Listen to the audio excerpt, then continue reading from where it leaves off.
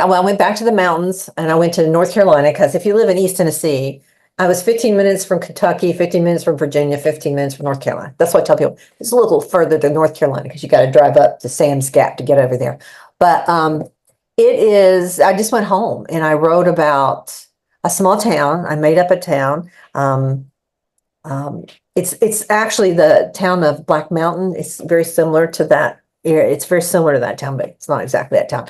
And I just made up a town. I drew it on a piece of paper on a napkin and out drinking wine one night with some friends. We came up with the name of some stores.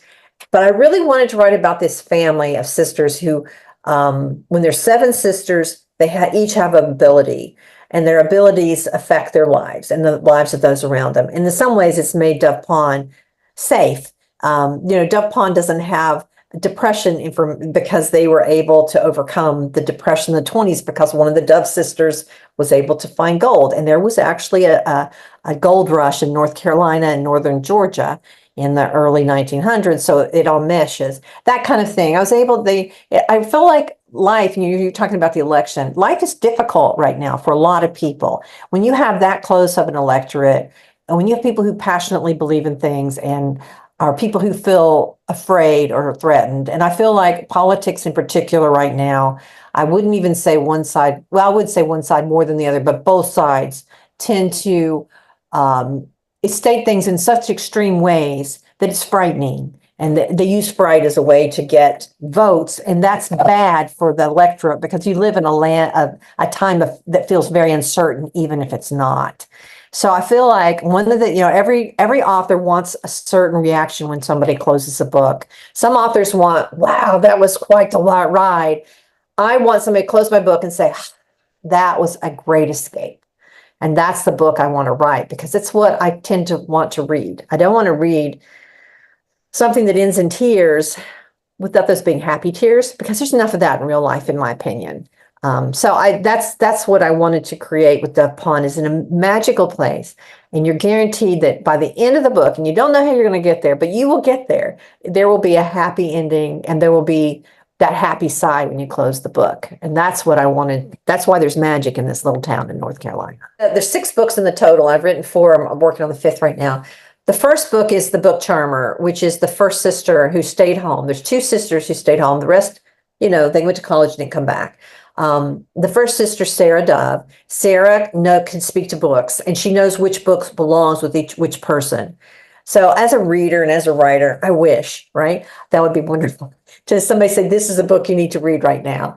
But the books know where they belong. And have you ever picked up a book and read it and then you said it and you think, I needed to read that. That moment was the moment in my life I needed that book. And I've had that happen to me, and it really is a magical moment.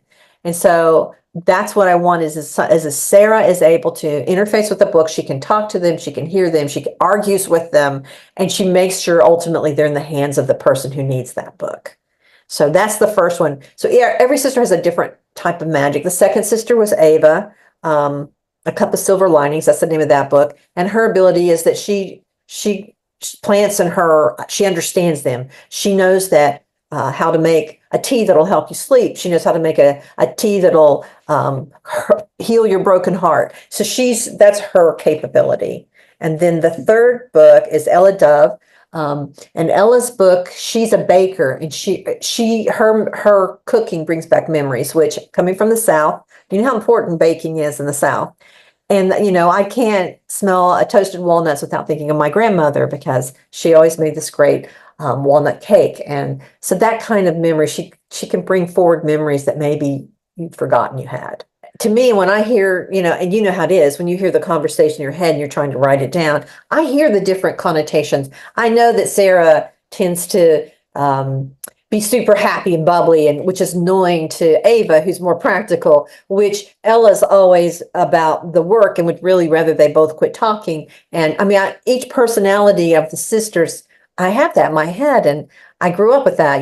I could hear people talking to the room, and I knew that my brother, who's very technical, is always asking questions, and my sister, who never pays attention to anything, is the one who never knew what was going on until you reminded her or asked her directly. She wasn't involved in any conversation. It's just in my head that I'm used to that. And I really tried to present that in the book too, is that we all bring those personalities with us. But we're learning as we interact with our siblings, and we take that with us on into the other aspects of our lives. And so I really wanted to show that. And I do try to bring them back in. So I do, I have them active in the town. If you pay attention to the story, every time the story happens, another sister moves back to town. The cast is getting bigger and bigger and bigger. So this story is actually the first one I've ever written where I actually did flashbacks.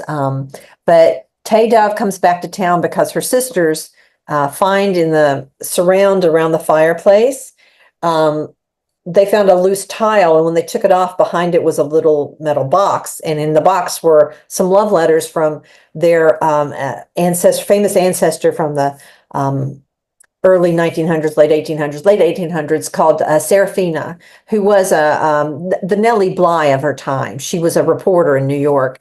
And so they knew about her, but there's not any information in small towns. One of the things I've discovered in trying to do some, everybody does their ancestry back look, is I've heard my family complain about the fact that small towns don't keep the records sometimes.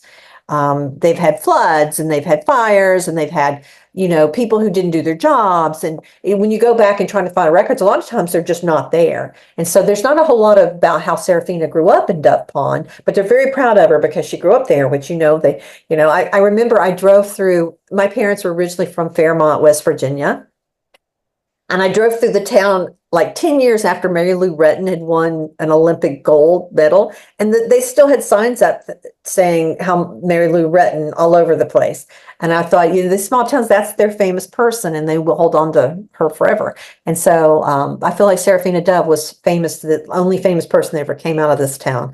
And so they're very curious about her. So Tay Dove is a historian, and she comes back and investigates Seraphina and what actually happened to Seraphina, and how Seraphina, her romantic life went. So I'm switching back and forth between Tay, who's finding things out, and she's using a private collection, which in a lot of small towns is the most the most accessible and sometimes the most accurate collection of somebody's what they have at home. They have it actually at the back of a bookstore. They have all their own family records. They're letting her go through their family records to look for information, to see if there's any help for her to figure some things out. But I'm also flashing back to what actually happened. So there's some things that Tay never finds out, but the reader will find out because they'll see actual flashbacks of Seraphina's life, and then we'll go back to Tay. I feel like there's just the town itself has locations that have their own personality as well as the town does. So I feel like that's one, the Moonlight Cafe. And then I also have Ava has a tea shop, which she just opened. And I mentioned in the book that for the rest of her life, that's a new place because it happened recently. It will be open 50 years and they will still call it Ava's New Tea Shop, because if it wasn't there 100 years ago, it's new.